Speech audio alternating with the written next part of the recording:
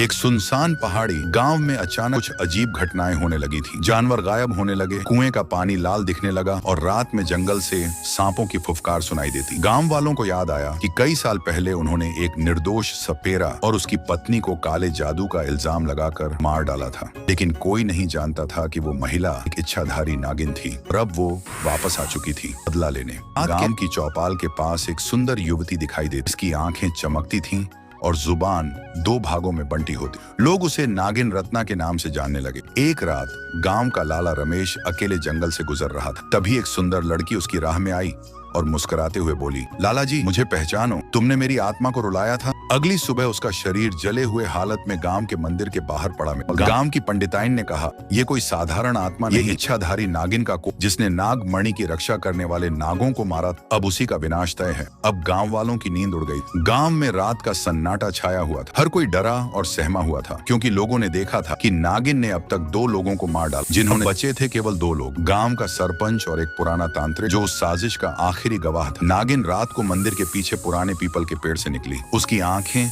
अब और भी ज्यादा चमक रही। वो क्रोध, दुख और बदले की आग से जल रही थी। उसने तांत्रिक को ढूंढ निकाला। तांत्रिक डर के मारे भागने लगा, लेकिन नागिन ने उसे पकड़ लिया। उसने फुफकारते हुए कहा, अब तेरा अंत है। तूने मेरे प्रेमी नाग को मारा, अब तुझे माफी नहीं मिलेगी। तांत्रिक ने तंत्र मंत्र से बचने की कोशिश की, लेकिन नागिन ने उसे एक ही झपटे में खत्म कर।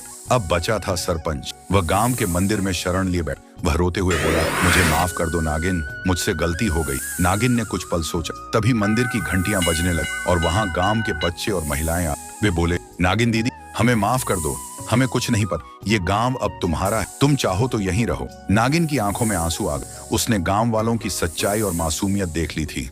वो बोली, जिसका बदला था वो पूरा हो गया, अब मैं तुम्हें कुछ नहीं करूंगी, लेकिन अगर दोबारा किसी नाग या नागिन को सताया तो ये धरती कांप उठेगी। इतना कह जंगल की ओर लौट गई। अंत गांव वालों ने प्रण लिया कि वे अब किसी जीव जंतु को नुकसान नहीं पहुंचा